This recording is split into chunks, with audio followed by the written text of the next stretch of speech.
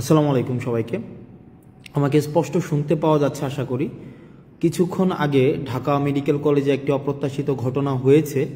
আমরা শুনতে পেয়েছি যে ঢাকা মেডিকেল কলেজে যারা ডাক্তার রয়েছেন তাদের উপর একটা অতর্কিত হামলা হয়েছে। আমরা যখনই বিশ্ববিদ্যালয়ের শিক্ষার্থীরা এই খবরটি আমাদের কাছে এসেছে যে বিশ্ববিদ্যালয়ের একটা রোগী যারা ছিল তাদের মধ্য থেকে হয়তো কেউ অপ্রত্যাশিতভাবে মারা গিয়েছে, তখন একটা সংক্ষুব্ধ পক্ষ ডাক্তারদের উপরে অতর্কিত হামলা চালায়।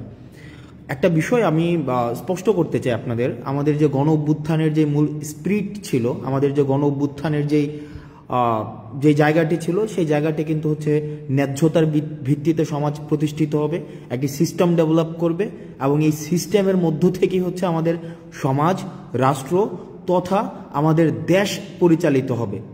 এখন দেখেন আপনারা, যে আমরা দেখছি যে বিভিন্ন জায়গা থেকে যে এই ধরনের কাজগুলো করা হচ্ছে, যেমন আজকে ডাক্তারদের উপরে হচ্ছে অতর্কিত হামলা করা হলো। একটা রুগী মারা যাচ্ছে, তার পেশাদারি কার্যক্রম ডাক্তার যখন চালাচ্ছে, এখন রুগী যদি মারা যায়, এখন ডাক্তাররা কি আপনি যদি ফোর্স করেন যে আমার রুগীকে বাঁচাই দিতে হবে, এখনই বাঁচাই দিতে হবে, মানে বাঁচাই দিতেই হবে, মানে এটা তো প্রফেশনালিজমের মধ্যে পড়ে না ভাই। মানে এটা কেমনে সম্ভব যে আপনার ডাক্তারদের মতো করে কাজ করতে দেওয়া উচিত। আমি যদি তাকে ফোর্স করি, আমি দেখেছি আমরা বেশ অনেক দিন এই আন্দোলন পরবর্তী সময়ে, দীর্ঘ সময় আমরা হচ্ছে হসপিটালে ভিজিট করেছি। সেখানে দেখেছি যে ডাক্তাররা কি পরিমাণ নিরলসভাবে পেশাদারিত্বের সাথে তারা হচ্ছে কাজ করার চেষ্টা করে।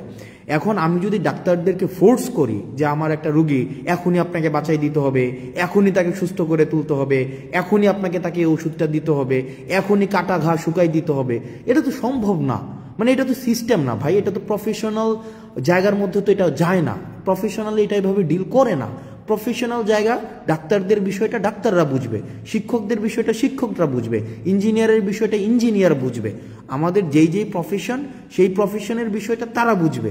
এখন আমরা যদি তাদেরকে এভাবে ফোর্স করি, যেমন আজকে ডাক্তারদেরকে যেভাবে পিটানো হইলো, ডাক্তারদের তাদের কাছ থেকে যেভাবে বের করে দেওয়া হইলো, এটা কি একটা ইতিবাচক কোন ইমপ্রেশন ক্রিয়েট করছে আপনি বলেন? আমি যতই এখন বলি এটা ছাত্ররা করে নাই, আমরা করি নাই, এ করে নাই, সে করে নাই, আমরা পিলো পাসিং করলাম, ব্লেম গেম করলাম, এটা এর উপরে দোষ চাপাইলাম, তার উপরে দোষ চাপাইলাম, কিন্তু এটা তো নাগরিকের উপরে দায়টা বর্তায়। মানে এটা কিন্তু আমাদের উপরে দায়টা বর্তায়। দেখেন, আন্দোলনটা আমরা করেছিলাম, গণ অভ্যুত্থানটা আমরা করেছিলাম, সেক্ষেত্রে এই দেশটাকে সঠিকভাবে পরিচালনা করার যেই দায়িত্বটা, সেটাও কিন্তু আমাদের উপরে আছে। এখন আপনারা যদি ডাক্তারদের উপরে এভাবে আক্রোশমূলকভাবে এভাবে চেপে বসেন, এভাবে ডাক্তাররা কিন্তু তাদের পেশাদারি আচরণ করতে পারবে না। মানে নেভার, কোনোভাবেই সম্ভব না ডাক্তাররা তাদের পেশাদারি আচরণ করতে পারবে। সেই জায়গা থেকে আমি যারা ডাক্তার রয়েছে তাদের কাছে, ঢাকা মেডিকেল সহ অন্যান্য মেডিকেলের যারা ডাক্তার আছে, আমি ব্যক্তিগতভাবে আমি খুবই লজ্জিত। এবং আমি আপনাদের উপরে আজকে যেই হামলাটা হয়েছে, সেটার আমি যারা আইনশৃঙ্খলা রক্ষাকারী বাহিনী রয়েছে, আমি তাদের প্রতি অনুরোধ জানাবো তারা যেন যথাযথ ব্যবস্থা নেয়, এবং আমরা আমাদের জায়গা থেকে সেটি নিয়ে কথা বলবো। আমরা নিশ্চিত করতে চাই যে ডাক্তাররা তাদের পেশাদারি জায়গায় তারা নিজেদের মতো করে তাদের যে প্রফেশনালিজম, সেই প্রফেশনালিজমটা প্র্যাকটিস করতে পারবে। হঠাৎ করে এসে আমি ডাক্তারকে সাজেস্ট কেন করব? ফর এক্সাম্পল, আমি পেশেন্ট, আমার ভাই পেশেন্ট, আমার বন্ধু পেশেন্ট, আমি তো তাকে সাজেস্ট করার প্রয়োজন নাই। তাকে তার মতো করে কাজটা করতে দেই। তাকে তার মতো করে কাজটা যদি আমি না করতে দেই, সেটা কিন্তু একটা প্রবলেমেটিক একটা সিচুয়েশন ক্রিয়েট করে ডাক্তারদের জন্য। এটা খুবই প্রবলেম।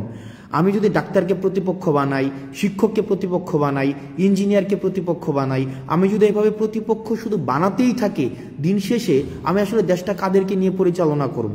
আমাদের জন্য দেখেন, এই ব্লেমগুলো কিন্তু আমাদের উপরে আসবে।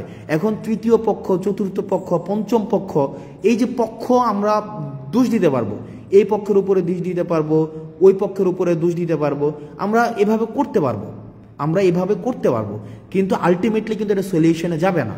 এই কারণে আমরা এই যে ব্লেম গেমিং না করে ডাক্তারদের কাজটা ডাক্তারদেরকে করতে দেই, শিক্ষকদের কাজটা শিক্ষকদের করতে দেই, প্রশাসনের কাজটা প্রশাসনকে করতে দেই, পুলিশের কাজটা পুলিশকে করতে দেই, রাজনীতিবিদদের কাজটা রাজনীতিবিদদের করতে দেই। আমরা সেটিই চেয়েছিলাম, কারণ আমরা দেখেছিলাম যে ফেসিস্ট সরকারের সময় সব কাজ হচ্ছে গণভবন থেকে নির্ধারিত হতো। ফেসিস্ট যে গভর্নমেন্টটা ছিল, এই গভর্নমেন্ট কী করেছিল, এই গভর্নমেন্টের সময় সব সময় গণভবন থেকে হচ্ছে তার কাজগুলো নির্ধারিত হতো। কিন্তু আমরা চেয়েছিলাম এভাবে না হোক, আমরা চেয়েছিলাম কি decentralisation of power. Decentralisation of পাওয়ারের মধ্য দিয়ে কি হবে, যার কাজটা সেই করতে পারবে। ডাক্তারদের কাজ ডাক্তাররা করবে, রাজনীতিবিদের কাজ রাজনীতি করবে, তারপরে হচ্ছে মিডিয়ার কাজ মিডিয়া করবে। কিন্তু আমরা দেখেছিলাম সেটা না হয়ে কি হয়ে গিয়েছিল, সবগুলো একসাথে ব্ল্যান্ডেড হয়ে গিয়েছিল। আর যখনই ব্ল্যান্ডেড হয়ে গিয়েছিল তখনই প্রবলেমটা হয়েছিল কি, ফেসিজমের উৎপত্তি হয়েছিল। তো সুতরাং আমি আপনাদের কাছে অনুরোধ করব, আপনাদের জায়গা থেকে অনুরোধ করব, বিভিন্ন জায়গাতে বিভিন্ন ডাক্তারদের উপরে, শিক্ষকদের উপরে এই ধরনের যে অপ্রত্যাশিতভাবে হামলাগুলো হচ্ছে সেগুলো নিন্দনীয়। এগুলো কোনোভাবেই কাম্য না।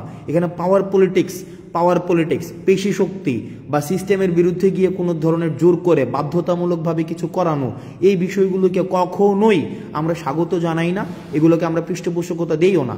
এগুলো হচ্ছে আমাদের যে গণঅভ্যুত্থানের যে মূল স্পিরিট ছিল, আমাদের যেই গণঅভ্যুত্থানের যেই জায়গাটি ছিল, আমাদের যেই গণঅভ্যুত্থানের আমরা সবাই যে নেমে এসেছিল রাস্তায়, সেই জায়গাটির সাথে সাংঘর্ষিক।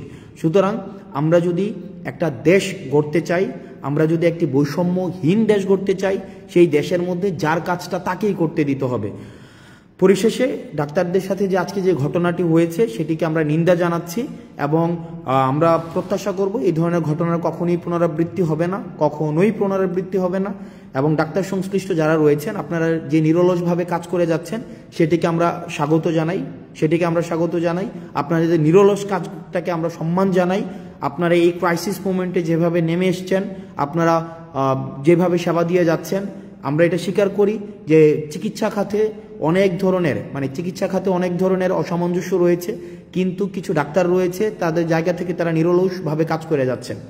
আরেকটি বিষয় সেটি হচ্ছে যে আপনারা অনেকে কমেন্টে গালাগালি করেন, বিভিন্ন বিষয়ে গালি দেন, বিভিন্ন বিষয়ে আপনারা বলেন যে পেইড পলিটিশিয়ান, আমরা টাকা খেয়েছি, তারপর হচ্ছে এগুলো বলেন। আমার কাছে এগুলো ভালো লাগে, এই কারণে ভালো লাগে কারণ আমাদের যে আন্দোলনটা ছিল, আমাদের আন্দোলনটা হচ্ছে আপনার এই গালির অধিকারটার জন্য। এই যে আপনার কমেন্ট বক্সে আপনার ব্যাকস্পেস ব্যবহার করতে হচ্ছে না, যে এটার জন্যই কিন্তু এই গণঅভ্যুত্থানটা।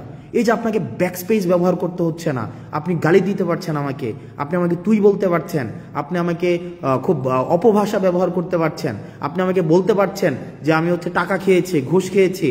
এই যে এটা বলতে পারছেন না, কুত্তার বাচ্চা বলছেন না আপনি, এই যে কুত্তার বাচ্চা, তুই তোর পরিবারের সবার কুত্তার বাচ্চা, আমি শেষ পর্যন্ত আপনার এটার জন্য আমি ফাইট করে যাব। অর্থাৎ আপনি যেন এটা বলতে পারেন, কারণ অতীতে আমরা এটাও বলতে পারতাম না। আপনি যদি অতীতের সময়গুলো দেখেন, অতীতে কিন্তু আমাদের এটা বলারও অধিকার ছিল না। সুতরাং আমরা আপনার এই গালিটার জন্য আমরা ফাইট করেছি, আপনার দ্বিমত প্রকাশের জন্য আমরা ফাইট করেছি, এবং দ্বিমত প্রকাশটাই আমরা চাই যে আপনারা দ্বিমত প্রকাশ করতে পারেন। শুধুমাত্র সহমত প্রকাশ করবেন, আমি শুধু যেটা বলবো সেটাই আপনি বলবেন, আমরা এটা চাই না। আপনার যেটা মত, সেই মতামতটা হচ্ছে আপনি যেন ঠিকভাবে প্রকাশ করতে পারেন, আমরা সেটার জন্যই হচ্ছে আমরা ফাইট করেছি। এবং আমাদের এই আন্দোলনটা অব্যাহত থাকবে, আমাদের সংগ্রামটা অব্যাহত থাকবে। কারণ আপনি যদি এই সংগ্রামটা অব্যাহত না রাখেন তাহলে আপনাকে মিউট করে দেওয়া হবে। আপনি যে গালি দিচ্ছেন এখন স্বাধীনভাবে, আপনার মাথার মধ্যে কিন্তু এই চিন্তা নাই যে আপনাকে ডিজিটাল সিকিউরিটি অ্যাক্টে আপনাকে ধরে ফেলবে। এটার জন্যই ছিল আমাদের আন্দোলন। আপনি স্বাধীনভাবে গালি দেওয়ার স্বাধীনতা পেয়েছেন, আপনার স্বাধীনতার জন্য, এই গালি দেওয়ার জন্য আমরা হচ্ছে ফাইট করব, সংগ্রাম করব, যেন আপনি স্বাধীনভাবে গালিটা দিতে পারেন। আমাকে যেন আপনি বলতে পারেন আমি কুত্তার বাচ্চা, আমাকে যেন বলতে পারেন যে আমি হচ্ছে যে টাকা খেয়ে আন্দোলন করেছি, আমাকে যখন বলতে পারেন যে আমি ঘুষ খেয়েছি, আমাকে যেন বলতে পারেন আমি 10 কোটি টাকা খেয়েছি। এই যে আপনি 10 কোটি টাকা খেয়েছেন, আমাকে বলেন, আপনাকে কিন্তু কেউ এসে বলে না যে আপনাকে বাসা থেকে উঠাই নিয়ে আসবে। এটা কিন্তু আপনার, এই ভয়টা কিন্তু আপনার নাই, বা এই ভয়টা আমাদের নাই। এই যে ভয়টা নাই, এটার জন্যই হচ্ছে আমাদের এই যে সংগ্রামের সফলতা। আপনি যদি জিজ্ঞেস করেন এই সংগ্রামের সফলতা কি, এই সংগ্রামের সফলতা এইটাই যে আমাদের ব্যাকস্পেস ব্যবহার করতে হচ্ছে না, আমাদেরকে একটা কমেন্ট লেখার পূর্বে আমাদের ভাবতে হচ্ছে না, বা আমাকে কোনো বন্ধু ফোন দিয়ে আমাকে জিজ্ঞেস করে না যে দোস্ত তাড়াতাড়ি কমেন্টটা ডিলিট করে দে বা তাড়াতাড়ি পোস্টটা ডিলিট করে দে। এইটার জন্যই হচ্ছে আমাদের আন্দোলন, এবং আমি মনে করি এই জায়গায় হচ্ছে আমাদের সফলতা, যে আপনি অন্তত স্বাধীনভাবে গালি দিতে পারছেন, সবাইকে স্বাধীনভাবে গালি দিতে পারছেন। কিন্তু আমরা একটা জায়গায় স্পষ্ট করতে চাই, স্বৈরাচার ফেসিস্ট হাসিনা আমাদেরকে বিভিন্নভাবে দমন করার চেষ্টা করেছে, আমাদেরকে বিভিন্নভাবে আমাদেরকে ব্লেম দিয়েছে, ট্যাগ দিয়েছে, আমাদের অর্থ লোপাটের আমাদের অভিযোগ এনেছে, কিন্তু কিচ্ছু করতে পারেনি। কারণ আমাদের নৈতিক যেই শক্তিটা, মানে নৈতিক যে শক্তিটা, এই নৈতিক শক্তি হচ্ছে আমাদের সততা। আমরা সৎ ছিলাম আমাদের জায়গা থেকে। কোনো ধরনের আজকে পর্যন্ত, এখন পর্যন্ত আমি যখন আপনার সাথে কথা বলছি, এখন পর্যন্ত আমাদের কোনো ধরনের যেই আপনার লিগ্যাল কোনো এলিগেশনস আজকে পর্যন্ত প্রমাণ করতে পারিনি। তো সুতরাং আমরা আমাদের যতক্ষণ পর্যন্ত আমাদের নৈতিকতার জায়গাটা স্পষ্ট থাকবে, স্বচ্ছ থাকবে, ততদিন পর্যন্ত এই সংগ্রামটা চলবে। আপনাদের অনেকে বলেছেন যে 10 কোটি টাকা আমরা খেয়েছি, 10 কোটি 20 কোটি 30 কোটি লাক্সারিয়াস গাড়িতে চলাফেরা করি। ব্যক্তি আসনাদ আবদুল্লাহ, ব্যক্তি সার্জিস আলম, নাহিদ আসিফকে যারা আগে থেকেই চিনেন, আমাদের যে বিষয়টা এই যে লাইভ বন্ধ করেন সমস্যা হবে, এই কমেন্ট এখন আর করতে হয় না। যে ফেসবুক পোস্ট ডিলিট করেন সমস্যা হবে, বা কমেন্ট ডিলিট করেন সমস্যা হবে, এই যে কমেন্ট ডিলিট করেন সমস্যা হবে, লাইভ বন্ধ করেন সমস্যা হবে, এই যে কাজটা করতে হচ্ছে না, এটাই আমাদের সফলতা। এই যে আজকে মানে আমি বিশ্বাস করেন, আপনারা যখন কমেন্টে গালি দেন, আমি মনে করি যে না ফাইন, এটার জন্য আমরা ফাইটটা করেছি, যে আমরা অ্যাটলিস্ট স্বাধীনভাবে আমরা গালি দিতে পারি, অ্যাটলিস্ট স্বাধীনভাবে আমার মত প্রকাশ করতে পারি। কেউ এসে আমাকে ফোন করে বলছে না যে কমেন্টটা ডিলিট করে দাও যে তোমার সমস্যা হবে, বা পোস্টটা ডিলিট করে দাও তোমার সমস্যা হবে, বা লাইভটা বন্ধ করে দাও তোমার সমস্যা হবে, বা লেখাটাকে মুছে ফেলো তোমার সমস্যা হবে। এটার জন্যই মূলত হচ্ছে আমরা আন্দোলনটি করেছিলাম। এখন এই আন্দোলনের সংগ্রামের এই স্পিরিটটি যদি ধরে রাখতে চাই, তাহলে আপনাদের মাথায় রাখতে হবে, চাঁদাবাজদের বিরুদ্ধে দাঁড়াতে হবে, অন্যায়ের বিরুদ্ধে দাঁড়াতে হবে, যারা পেশাদার তাদের কাজটা তাদেরকে করতে দিতে হবে, যারা লেখক তাদেরকে লিখতে দিতে হবে, যারা মিডিয়া কর্মী তাদেরকে স্বাধীনতা দিতে হবে, যারা চিকিৎসক তাদের চিকিৎসা করার স্বাধীনতা তাদের মতো করে দিতে হবে, যারা ইঞ্জিনিয়ার তাদের কাজটা তাদের মতো করতে দিতে হবে, যারা শিক্ষকদের কাজটা শিক্ষকদের মতো করতে দিতে হবে। সেখানে যদি আমরা হস্তক্ষেপ করি, তাহলেই কিন্তু সেটা স্বাধীনতা পরিপন্থী, তাহলেই কিন্তু এটা সংগ্রাম পরিপন্থী। আমরা ঠিক যে আমরা মত প্রকাশের স্বাধীনতার জন্য আন্দোলন করেছি, দ্বিমত প্রকাশের স্বাধীনতার জন্য আন্দোলন করেছি, আমরা প্রত্যেকটা মানুষের তার কাজ যেটা সেটা স্বাধীনতার জন্য আন্দোলন করেছি। এই আন্দোলনের স্পিরিটটা যেন নষ্ট করতে না পারে আমাদের বিভিন্ন উপলক্ষ তৈরি করার মধ্য দিয়ে, সেটির জন্য আমাদের সব সময় সচেতন থাকতে হবে, সব সময় সচেতন থাকতে হবে। কারণ মনে রাখতে হবে যে আমাদের যে অর্জনটি হয়েছে, এই অর্জনটি হচ্ছে প্রাথমিক অর্জন। এই অর্জনের ধারাবাহিকতাটি যদি আমরা রক্ষা করতে চাই, এই ধারাবাহিকতা রক্ষা করার জন্য আমাদের লড়াইটি সেটি হচ্ছে চলমান, এবং আমাদের লড়াইটিকে অব্যাহত রাখতে হবে। আমরা আমাদের জায়গা থেকে সামাজিকভাবে যেই প্রবলেমগুলা অ্যারাইজ করেছে, আমাদের এখন সোশ্যাল কিছু প্রবলেম অ্যারাইজ করেছে, চাঁদাবাজি বেড়ে গিয়েছে, বিভিন্ন জায়গায় হচ্ছে পদত্যাগ করানো হচ্ছে, বিভিন্ন জায়গায় দেখছি আমরা সিস্টেমের বাইরে গিয়ে বাধ্য করা হচ্ছে বিভিন্ন পদত্যাগ করানোর জন্য। এইসব বিরুদ্ধে আমাদের কথা বলতে হবে, সামাজিকভাবে কথা বলতে হবে। এখানে এমন না যে এটা নেতা নির্ভর, একজন নেতাই কথা বলবে, প্রত্যেকের জন্য ওপেন ফ্লোর। তবে দয়া করে কেউ হচ্ছে কোনো ধরনের বিশেষ সুবিধা আদায় করার জন্য, কোনো ব্যক্তি সুবিধা আদায় করার জন্য নিজের এই পরিচয়টাকে আপনারা হচ্ছে বাজে কাজে ব্যবহার করবেন না। সবাই ভালো থাকবেন, সুস্থ থাকবেন, এবং হচ্ছে এই যে গালি দিচ্ছেন আপনারা বিভিন্ন জায়গায়, এই গালি অব্যাহত থাকুক। কারণ এই গালিটাই নিশ্চিত করে যে আমাদের প্রাথমিক অর্জনটি আমাদের হয়েছে, আন্দোলনের যে প্রাথমিক যে অর্জন সেটি হয়েছে এই গালি নিশ্চিত করে। কারণ আপনি গালি দিতে পারছেন এই আন্দোলনের কারণে, দ্বিমত প্রকাশ করতে পারছেন আন্দোলনের কারণে।